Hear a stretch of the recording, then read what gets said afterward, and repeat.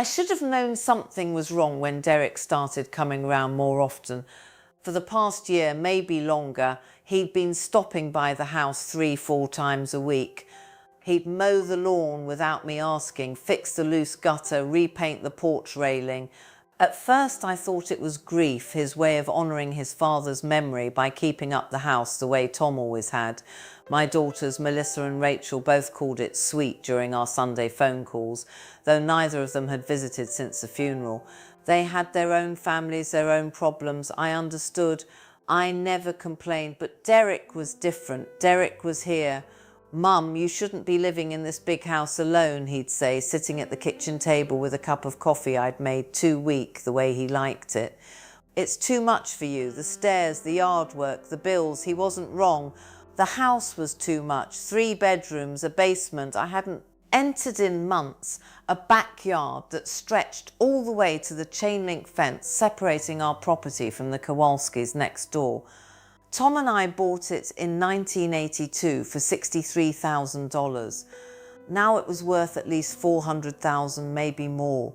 Cedar Rapids had changed, our neighbourhood had changed. Young families moved in, tore down old houses, built new ones with open floor plans and granite countertops. I've been thinking, Derek said one afternoon in late September, his hands wrapped around that coffee mug.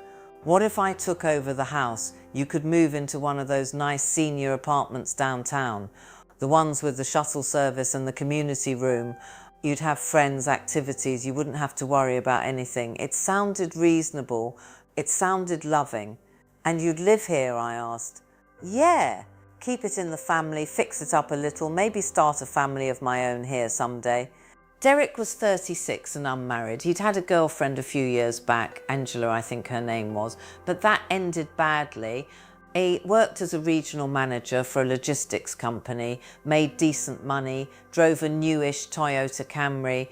He seemed stable, responsible, nothing like his father, and I had feared when he was a teenager, running with the wrong crowd, getting suspended from school for fighting. He turned his life around, or so I thought. "Let me think about it," I told him. But he kept bringing it up, every visit, every phone call, and slowly, gradually, I started to come around to the idea, why shouldn't Derek have the house? He was the only one who cared, the only one who showed up. By January, I'd made my decision. I called a lawyer, drew up the paperwork, scheduled the notary appointment. Derek was thrilled. He hugged me so tight I could barely breathe, told me I was doing the right thing, told me he'd take care of everything. The appointment was set for Tuesday, January 21st at 10 in the morning. I wore my good wool coat, the navy one Tom bought me for our 40th anniversary. I drove my 2015 Honda Civic, still ran perfectly through the slushy streets, to the notary's office on 3rd Avenue. The sky was that flat grey colour Iowa gets in winter, the kind that makes you forget the sun exists. I parked in the small lot behind the building, gathered my purse and the folder of documents and stepped out into the cold. That's when I saw him, a man maybe 55, wearing a brown Carhartt jacket and jeans stained with what looked like motor oil. He had a thin face, stubble on his jaw and eyes that looked like they hadn't slept in days. He was leaning against a Ford F-150, smoking a cigarette. "Excuse me," he said as I walked past. "Are you Patricia Brennan?" I stopped. My maiden name was Sullivan, but I'd been Patricia Brennan for 43 years. Hearing it from a stranger made my stomach tighten. "Who's asking?" I said. "My name's Keith Donovan." I need to tell you something before you go in there." "I don't know you," I said, clutching my purse a little tighter. "I know. And I'm sorry to bother you, ma'am, but before you donate that house to your son, you need to go back home and look at what he buried in your backyard." I stared at him. He wasn't yelling, he wasn't aggressive, he just looked sad, tired, like he'd been carrying something heavy for too long. "What are you talking about?" I asked. "Just go look, near the oak tree. The soil's been disturbed, you'll see." "Who are you?" I demanded. "How do you know my son?" "I work with him," Keith said quietly. "Worked with him. Please, Mrs. Brennan, just go look. Then he got in his truck and drove away. I stood there in the cold, my breath puffing out in little clouds, my heart pounding. My first instinct was to ignore him. Some disgruntled co-worker with a grudge, I thought. Maybe Derek fired him, maybe he was mentally unstable. But I didn't go into the notary's office. I got back in my car and drove home. The house looked the same as it always did, yellow siding that needed a fresh coat of paint, the oak tree in the backyard, bare branches reaching toward the grey sky. I parked in the driveway and sat there for a moment, hands on the steering wheel, trying to talk myself out of what I was about to do. This is ridiculous, I thought. You're letting a stranger put crazy ideas in your head. But I got out of the car anyway. I walked around to the backyard, my boots crunching on the frozen grass. The oak tree stood in the centre of the yard, its trunk thick and gnarled, its roots spreading out like veins beneath the soil. Tom and I planted it the day we brought Derek home from the hospital. It was just a sapling then, barely 3 feet tall. Now it towered over everything. I looked at the ground around the base of the tree. The soil did look disturbed, darker, looser, like it had been dug up recently and filled back in. I might not have noticed if I hadn't been looking for it. I went to the garage and found Tom's old shovel hanging on the wall.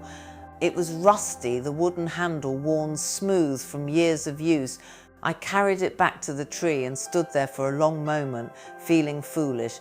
Then I started digging. The soil was cold and hard, but it gave way easier than I expected. Someone had definitely been here recently. I dug carefully, methodically, the way Tom taught me when we planted the tulip bulbs every spring. About 2 feet down, the shovel hit something solid, plastic. I knelt down, brushing away the dirt with my gloved hands. It was a large Ziploc bag, the kind you'd use for gallon-sized storage. Inside were bundles of cash wrapped in rubber bands, 20s, 50s, hundreds.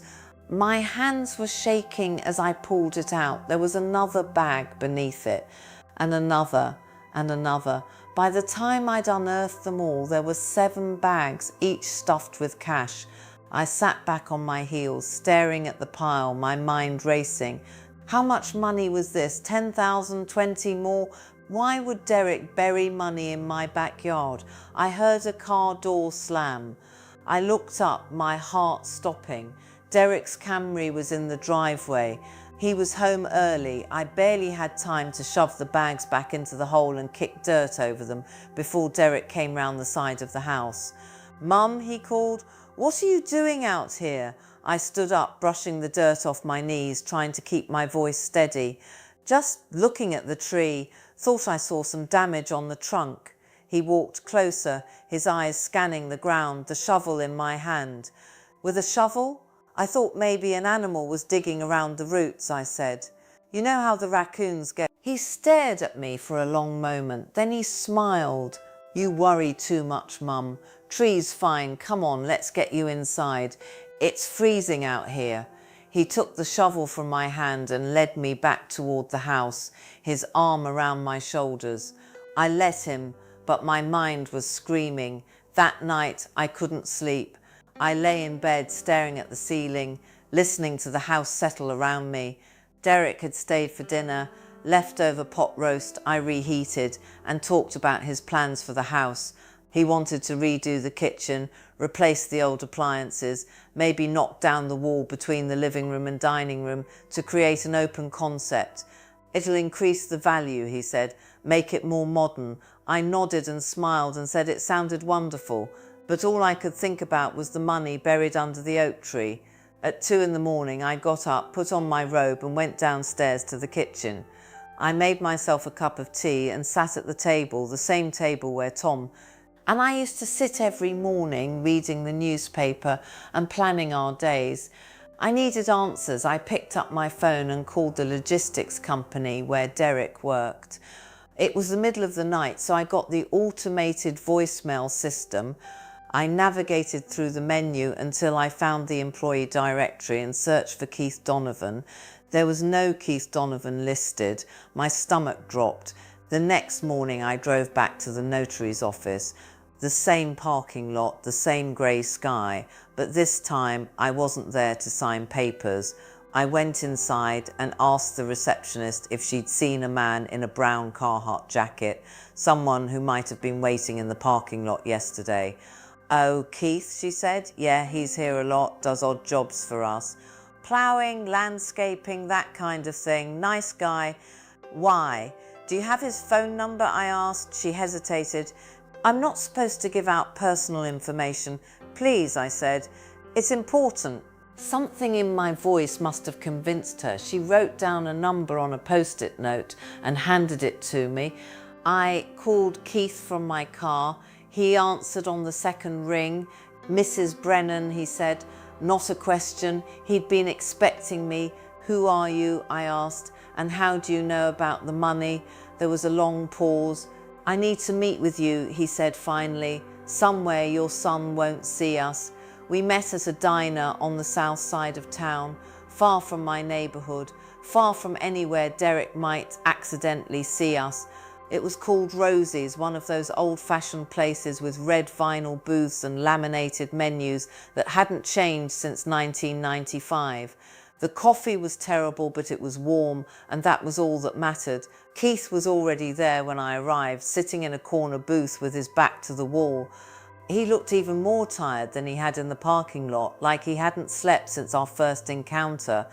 I slid into the booth across from him, my hands wrapped around a mug of coffee I hadn't ordered, but the waitress brought anyway. "Thank you for coming," Keith said. "Just tell me the truth," I said. "All of it." He took a deep breath. "I don't work with your son anymore." I did, up until about 6 months ago. We were both regional managers, covered different territories, but we'd see each other at company meetings, training sessions, that kind of thing. And Derek's good at his job, real good, but about a year and a half ago, he started acting different. Secretive. He'd take phone calls and walk away, wouldn't tell anyone what they were about. Then I started hearing things. What things? Keith shifted uncomfortably. There was a woman, Vanessa. She works in accounting at our corporate office in Des Moines. They'd been seeing each other, not just dating, planning to leave Iowa, start over somewhere else. Arizona, I think, maybe Nevada. My chest tightened. Derek never mentioned anyone named Vanessa. That's because he didn't want you to know. See, Vanessa's got 2 kids from a previous marriage. She's been saving money, trying to get out of a bad situation with her ex-husband. And Derek told her he'd help, told her he was coming into a lot of money soon. I set my coffee mug down carefully, afraid I might drop it. The house. Keith nodded. He told some of us at work that his mum was getting older, couldn't handle the house anymore, and he was going to take it over. But what he told Vanessa was different. He told her he was going to sell it the day he got the deed. Said it was worth close to $500,000. He'd pocket the money, quit his job, and they'd disappear together. The room felt like it was spinning, and the cash buried in my yard. That's his savings. He's been skimming money from his paychecks, bonuses, probably selling stuff on the side, hiding it so there's no paper trail. Once he sells your house, he'll have close to $600,000, maybe more, enough to start fresh somewhere. Nobody knows him. I couldn't breathe.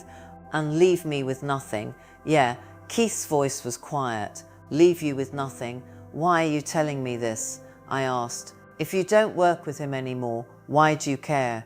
Keith looked down at his hands. "My mother died 3 years ago, Alzheimer's. Before she got really bad, my brother convinced her to sign over her house to him, told her he'd take care of her, make sure she had everything she needed. The day she signed, he put her in the cheapest nursing home he could find and sold the house. Kept every penny. She died 6 months later, asking for him, and he never came." His voice cracked. "I couldn't stop it then," he said, "but I can stop it now. I saw Derek at the notary's office last week, finalizing paperwork, and I couldn't let him do this to you. I sat there, my mind reeling. My son, my baby boy, the one I'd rocked to sleep every night, the one I'd defended when teachers called him a troublemaker, the one I'd believed in even when everyone else had given up. He was going to rob me and disappear. What do? I whispered. Keith leaned forward. You don't sign those papers. You keep your house. And you confront him.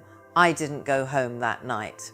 I couldn't face the house, couldn't face the idea of Derek calling to ask where I was, pretending to care. Instead, I checked into a Super 8 motel near the interstate and sat on the edge of the bed staring at the wall. I thought about calling Melissa or Rachel, but what would I say? Your brother is planning to steal everything and abandon me. They barely knew Derek anymore. They'd be shocked maybe, but they wouldn't understand the betrayal the way I did. I'd given that boy everything. Tom and I went without so many times to make sure Derek had what he needed. New shoes when his wore out, a used car when he turned 16, even though we couldn't afford it. We co-signed on his first apartment when he had no credit. We believed in him when he said he was turning his life around. And this was how he repaid us. I didn't sleep that night. When morning came, I drove back to the house. Derek's car was in the driveway. I sat in my Civic for a long moment, gathering my strength. Then I walked inside. He was in the kitchen making coffee, humming to himself. He looked up when I came in and smiled. Hey Mum, where have you been? I tried calling you last night. I need to talk to you, I said. Sure, let me just... Now, Derek. Something in my tone made him stop. He set down the coffee pot and turned to face me. What's going on? He asked. I reached into my purse and pulled out one of the Ziploc bags I'd dug up. I'd gone back to the tree before dawn and retrieved them all, stuffed them in a trash bag and locked them in the trunk of my car. I set the bag of cash on the kitchen table. Derek's face went pale. Want to explain this, I said. For a moment he didn't say anything. Then he laughed, a short, bitter sound. You went digging. Someone told me to. Who? Doesn't matter. What matters is that I know, Derek. I know about Vanessa. I know about Arizona. I know you were planning to sell this house the second I signed it over and leave me with nothing. His jaw tightened. It's not like that. Then tell me what it's like. He ran a hand through his hair, pacing the kitchen. You don't understand. I've been stuck in this town my whole life.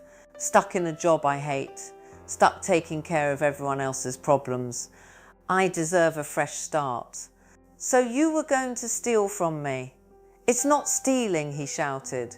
You were giving me the house. I was just going to sell it and disappear, I finished, leaving me in some senior apartment with nothing while you and your girlfriend live off my money.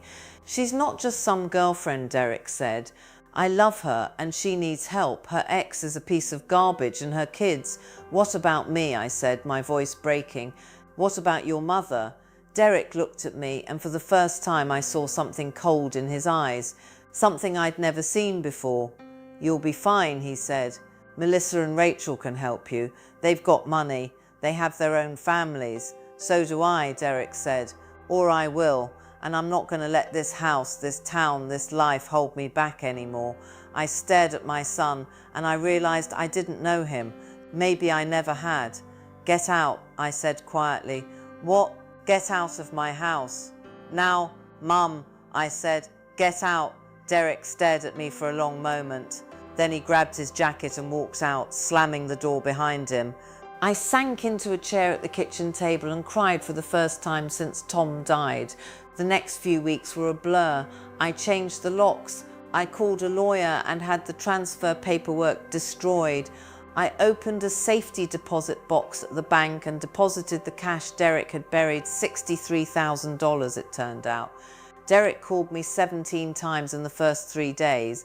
I didn't answer. He sent text messages apologizing, saying he'd made a mistake, asking me to forgive him. I deleted them all.